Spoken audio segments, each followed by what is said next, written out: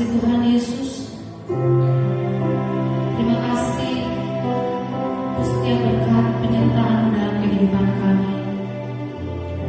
Terima kasih Kau selalu menjadi Allah yang setia. Sekalipun Kau tidak pernah meninggalkan kami Tuhan. Dalam keadaan apapun Tuhan. Bahkan dalam keadaan seperti saat ini. Ketika kami harus terpisahkan oleh jarak. Tapi kami bersyukur Tuhan bahwa Tuhan tetap mempersatukan kami di dalam kasih. Tuhan mempersatukan kami di dalam setiap doa yang kami naikkan Tuhan. Terima kasih Tuhan, terima kasih. Kau ajaib Tuhan. Kau terlalu ajaib Tuhan. Dahsyat Kau Tuhan. Haleluya Yesus.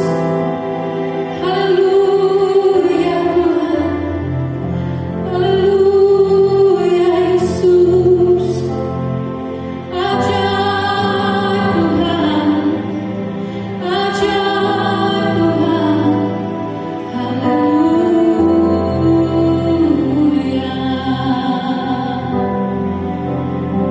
Terima kasih Tuhan. Kau sumber kekuatan kami. Haleluya. Terima kasih Tuhan.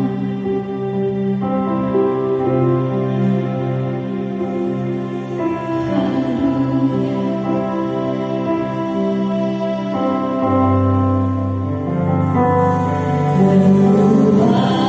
Kekuatan hidup ku dapat dalam Yesus. Tiada pernah tinggalkanku, setia menolongku,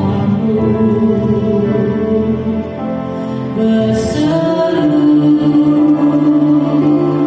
berharap dalam Yesus. Mari Bapak Ibu katakan bersama-sama, kekuatan di hidupku. Kekuatan di hidupku, ku dapat dalam Yesus.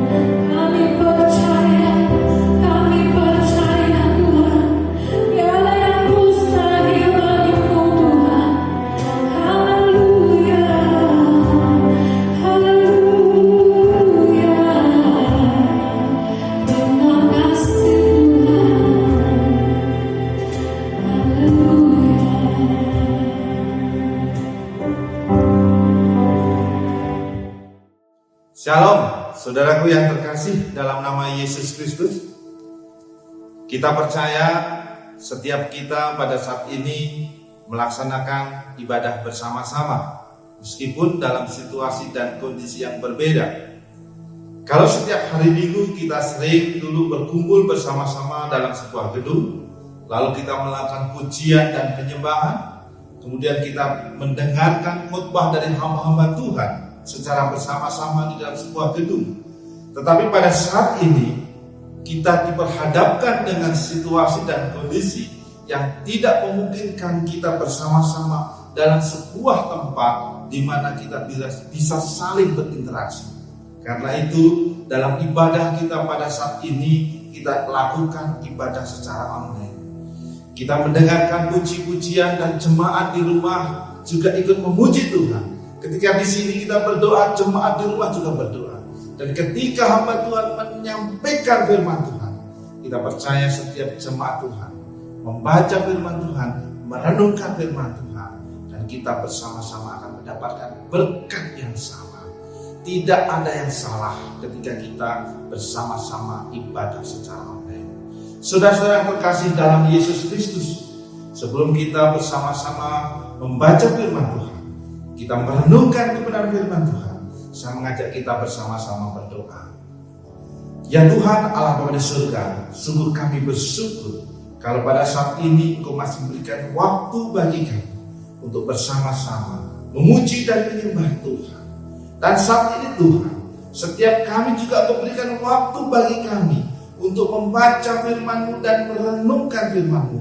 Kami rindu setiap kebenaran firman-Mu yang kami baca dan kami renungkan boleh termaterai dalam kehidupan kami, boleh termaterai dalam jiwa kami, dalam pikiran kami, sehingga setiap kami boleh melakukan apa yang Engkau firmankan pada saat ini. Terima kasih Tuhan, Engkau berkati setiap jemaat Tuhan yang mendengarkan dimanapun mereka berada. Kami percaya Tuhan, Engkau Allah ada bersama kami. Terima kasih Tuhan, setiap kami akan siap untuk membaca firman-Mu, untuk merenungkan firman-Mu. Di dalam nama Yesus kami berdoa. Amin. Saudara-saudara yang terkasih dalam nama Yesus Kristus, kebenaran firman Tuhan yang ingin saya sharekan pada saat ini terambil dari kitab Matius pasal 8 ayat 1 sampai dengan ayat yang keempat. Matius pasal 8 ayat 1 sampai dengan ayat yang keempat, demikian kebenaran firman Tuhan. Setelah Yesus turun dari bukit, orang banyak berbondong-bondong mengikuti Dia. Maka datanglah seorang yang sakit kusta kepadanya, lalu sujud menyembah Dia dan berkata, "Tuhan, jika Tuhan mau, Tuhan dapat mentahirkan saya." Lalu Yesus mengulurkan tangannya, menjamah orang itu dan berkata, "Aku mau, jadilah engkau. Aku mau, jadilah engkau tahir." Seketika itu juga tahirlah orang itu daripada kustanya. Lalu Yesus berkata kepadanya, "Ingatlah, jangan engkau memberitahukan hal ini kepada siapapun, tetapi pergilah, perlihatkanlah dirimu kepada imam dan persembahkanlah persembahan yang diperintahkan Musa sebagai bukti bagi mereka."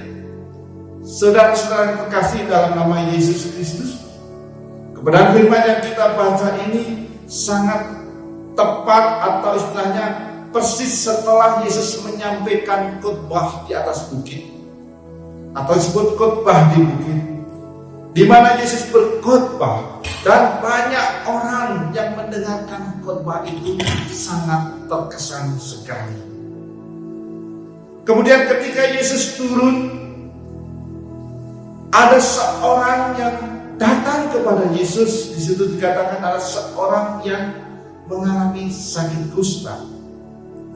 Ayat 2 katakan, "Maka datanglah seorang yang sakit kusta kepadanya, lalu sujud menyembah Dia dan berkata, 'Tuhan, jika Tuhan mau, Tuhan dapat mentahirkan aku.'" Saudara yang terkasih dalam nama Yesus Kristus, Ada seorang yang mengalami sakit kusta. Penyakit kusta itu sebuah penyakit yang dapat membawa kematian. Memang semuanya nggak sampai pada kematian, seperti halnya yang sedang dihadapi oleh bangsa Indonesia, bahkan hampir seluruh bangsa di dunia ini, yaitu pandemi COVID-19. Kalau ada orang yang terjangkit virus ini, ada memang korban yang sampai meninggal. Tetapi puji Tuhan, ada banyak orang-orang yang sembuh dari COVID-19 ini. Orang kusta itu adalah orang yang kena tulah. Demikian dikatakan dalam Bilangan 12 ayat 10. Misalkan seorang yang bernama Miriam, dia terkena kusta. Kemudian ada Gehasi, abdi Nabi Elisa, dia juga terkena kusta. Saudara terkasih dalam nama Yesus Kristus, seorang yang mengalami sakit kusta ada seorang yang mengalami penderitaan yang luar biasa. Kenapa? Karena seorang yang mengalami sakit kusta, yaitu tidak bisa menikmati hidup secara baik. Dalam Imamat 13 ayat 45 dikatakan demikian. Orang yang sakit kusta harus berpakaian yang cabik-cabik, rambutnya terurai, dan lagi ia harus menutupi mukanya sambil berseru-seru, najis, najis. Saudara terkasih, kalau kita memiliki baju yang baru, pakaian yang baik, tentu kita ingin mengenakannya supaya kita terlihat cantik, supaya kita terlihat cakep, supaya terlihat gagah. Tetapi ketika orang kena kusta, semua pakaian yang baik, semua pakaian yang bagus ini tidak bisa dikenakan. Tetapi orang itu harus mengenakan pakaian yang cabik-cabik. Bahkan dikatakan rambutnya terurai dan dia harus menutupi mukanya, sehingga tidak dapat dilihat apakah dia cantik, apakah dia ganteng, apakah dia cakep. Dan dia seperti teriak berseru-seru, najis, najis, najis. Saudara terkasih, orang yang sakit kusta ini tidak bisa menikmati hidupnya. Kemudian orang yang sakit kusta, yang kedua adalah tidak bisa ibadah kepada Tuhan. Kalau saat ini pada masa pandemi COVID-19 kita masih beribadah, meskipun ibadah daring, ibadah online, atau ibadah streaming, apapun istilahnya. Kita masih menggunakan media-media di mana kita bisa beribadah bersama, meskipun bukan di satu tempat. Kita tidak bisa langsung berinteraksi, tetapi kita masih bisa beribadah. Nah, orang yang sakit kusta ini dikatakan dalam Imamat 22 ayat 4, hukumnya adalah seseorang dari keturunan Harun yang sakit kusta atau yang mengeluarkan lelehan, janganlah memakan persembahan-persembahan kudus sebelum ia menjadi tahir. Kemudian dalam 2 Tawarikh 26 ayat 20 dikatakan, imam kepala asalnya dan semua imam lainnya memandang kepadanya, dan sesungguhnya ia sakit kusta pada dahinya. Cepat-cepat mereka mengusir dari sana, dan ia sendiri tergesa-gesa keluar, karena Tuhan telah menimpakan tulah kepadanya. Saudara-saudara yang terkasih dalam nama Yesus Kristus, yang pertama tadi, seorang yang sakit kusta itu tidak bisa menikmati kehidupan yang baik secara jasmani.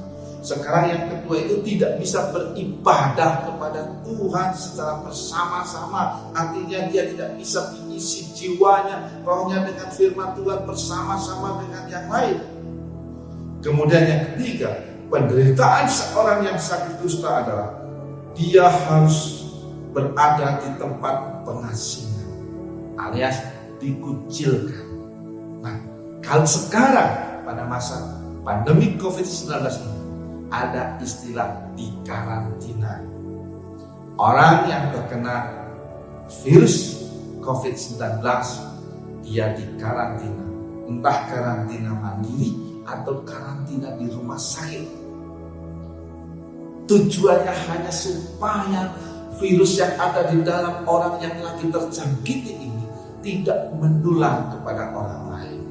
Nah, orang yang mengalami sakit kusta ini pun dia dikucilkan dari masyarakat. Dia tidak bisa bersama-sama bergaul dengan orang lain. Dalam Bilangan 5 ayat 2 dikatakan, perintahkanlah kepada orang Israel supaya semua orang yang sakit kusta meninggalkan tempat perkemahan. Ada tempat khusus bagi orang yang sakit kusta, yaitu tempat pengasingan, tempat pengucilan. Kemudian dikatakan dalam 2 Raja-Raja 7:3, 4 orang yang sakit kusta ada di depan pintu gerbang. Kemudian 2 Tawari 26 ayat 21 dikatakan, Raja Uzia sakit kusta sampai kepada hari matinya, dan sebagai orang yang sakit kusta ia tinggal dalam sebuah rumah pengasingan karena ia dikucilkan dari rumah Tuhan. Di situ katakannya Raja Uzia, seorang raja, ketika dia kena sakit kusta, dia pun dikucilkan, dia pun diasingkan. Sama halnya ketika seseorang mengalami COVID-19, dia diambil kemudian dibawa ke dalam tempat khusus untuk dikarantina. Tujuannya adalah supaya dia sembuh, supaya dia tidak menularkan kepada orang lain. Sama sebetulnya dengan orang yang mengalami sakit kusta. Dia dikucilkan sekian hari, kemudian ketika kustanya itu sembuh, maka orang yang sakit kusta itu boleh bersama-sama beribadah, boleh bersama-sama mengenakan pakaian yang layak, boleh bersama-sama bergaul, bermasyarakat dengan yang lain. Saudara yang terkasih dalam nama Yesus Kristus, orang yang terkena kusta adalah orang yang mengalami penderitaan yang besar, baik penderitaan batiniah maupun penderitaan badaniah. Saudara yang terkasih dalam nama Yesus Kristus, berdasarkan kepada firman Tuhan yang kita baca pada saat ini dari Matius pasal 8 ayat 1-4, kita bisa belajar. Ketika Yesus baru turun mengajar di bukit, seperti dikatakan dalam Matius pasal 5-7, ya, kemudian datang seorang yang mengalami sakit kusta. Seolah ada kesan dari para pendengar. Dan setelah Yesus mengakhiri perkataan ini, takjublah orang banyak itu mendengar pengajarannya, sebab ia mengajar mereka sebagai orang yang berkuasa, tidak seperti ahli-ahli Taurat mereka. Ini kesan dari para pendengar yang ada di bukit ketika mereka bersama-sama Yesus mendengarkan khotbah di bukit. Seolah perlu untuk dibuktikan bahwa Yesus tidak hanya berkuasa dalam pengajaran, maka seorang kusta datang kepada Yesus.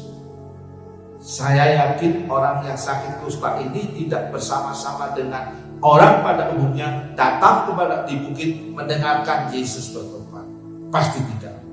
Kenapa? Karena orang ini tentunya dikucilkan. Ia tidak bisa bersama-sama dengan orang pada umumnya. Dan ketika orang berpakaian bercabik-cabik, dengan rambut terurai, dengan wajah yang ditutupi, dan kemudian dia berkata najis, najis, itu untuk menunjukkan, menjadi ciri bahwa orang itu kena kusta. Karena itu saya sangat percaya, sangat yakin, orang yang kena kusta itu tidak akan bersama-sama dengan orang pada umumnya mendengarkan khotbah Yesus di bukit. Seolah perlu pembuktian bahwa Yesus tidak hanya berkuasa dalam pengajaran, maka seorang kusta datang kepada Yesus dan dia berkata, dikatakan dalam firman Tuhan, maka datanglah seorang yang sakit kusta kepadanya, lalu sujud menyembah dia dan berkata, Tuhan, jika Tuhan mau, Tuhan dapat mentahirkan aku. Saudara terkasih, sikap yang dimiliki orang yang sakit kusta, yang pertama adalah dia mau sujud. Artinya apa? Berlutut serta meletakkan dahi ke lantai. Ini menunjukkan pernyataan hormat. Dengan berlutut serta menundukkan kepala sampai ke tanah. Kemudian yang kedua adalah dia menyembah. Artinya apa? Dia menghormat dengan mengangkat sembah. Dia memuja Tuhan dia memuja Yesus. Dan yang ketiga arti dari menyembah adalah dia mengaku di bawah perintah atau tunduk ataupun takut dengan Tuhan. Dan orang yang memiliki sakit kusta ini memiliki sikap yang tidak berserah dan percaya kepada Tuhan. Dia katakan, Tuhan, jika Tuhan mau, Tuhan dapat mentahirkan aku. Orang kusta ini percaya dengan pengajaran Yesus. Dan ia pun percaya bahwa ketetapan yang Tuhan sampaikan adalah ketetapan yang terbaik. Apakah Tuhan akan memberikan kesembuhan? Apakah Tuhan tidak mau menyembuhkan? Orang kusta itu percaya bahwa itu yang terbaik yang Tuhan berikan kepada dirinya. Saudara yang terkasih dalam nama Yesus Kristus, hasil dari penyerahan diri orang kusta ini adalah Yesus mengulurkan tangannya, menjamah orang itu dan berkata, aku mau, jadilah engkau tahir. Seketika itu juga tahirlah orang itu daripada kustanya. Saudara yang terkasih dalam Yesus Kristus, mengapa Yesus mau menyembuhkan? Dalam Markus pasal 1 ayat 41, orang yang sakit kusta ini sudah percaya kepada Yesus. Dia sujud, dia menyembah, menunjukkan kerendahan hatinya. Dia menyerahkan diri secara total kepada Tuhan dan dia percaya kepada Tuhan. Karena itu dalam Markus pasal 1 ayat 41 dikatakan, maka tergeraklah hatinya oleh belas kasihan, lalu ia mengulurkan tangannya, menjamah orang itu dan berkata kepadanya, aku mau, jadilah engkau tahir. Kalau orang-orang pada umumnya tidak mau mendekat kepada orang yang najis atau orang yang sakit kusta ini, tetapi Yesus mau menyambut orang yang sakit kusta ini. Ada belas kasih dalam diri Yesus kepada orang sakit kusta itu. Karena itu Yesus mengulurkan tangannya, menjamahnya dan menjadikan sembuh. Saudara terkasih dalam Yesus Kristus, bagaimana dengan kita? Tentunya banyak pergumulan dalam diri kita. Tentunya banyak persoalan yang kita hadapi pada masa-masa sekarang ini. Mau nggak kita memiliki sikap hati kepada Tuhan Yesus seperti sikap hati seorang yang sedang sakit kusta tadi? Mau duduk sujud menyembah kepada Yesus, mau menyerahkan diri kepada Tuhan dan percaya. Apakah kita akan segera dibebaskan dari penderitaan kita, ataukah kita harus mengalami sesuatu yang memang berat? Kita percaya Tuhan akan memberikan yang terbaik dalam hidup kita. Tuhan akan memampukan kita menjalani kehidupan kita, sehingga kita akan mendapatkan kemenangan, kita akan mendapatkan kebebasan, dan setiap kita akan bersukacita. Amin. Mari kita berdoa bersama. Ya Tuhan Allah di surga, kami bersyukur Tuhan kalau kami diingatkan oleh seorang yang mengalami sakit kusta. Dia mengalami pergumulan yang berat, tetapi dia mau sujud, dia mau menyembah, dia mau mempercayakan dirinya kepada Engkau. Ajar kami Tuhan memiliki hati yang mau sujud, mau menyembah dan percaya kepada Engkau dengan semua. Apapun ketetapan yang Engkau berikan dalam diri kami, kami percaya itu ketetapan yang terbaik, dan ketetapan kami Engkau adalah memberikan yang terbaik bagi kami. Dalam nama Yesus, untuk memberkati setiap kami, setiap jemaat Tuhan dimanapun berada. Amin.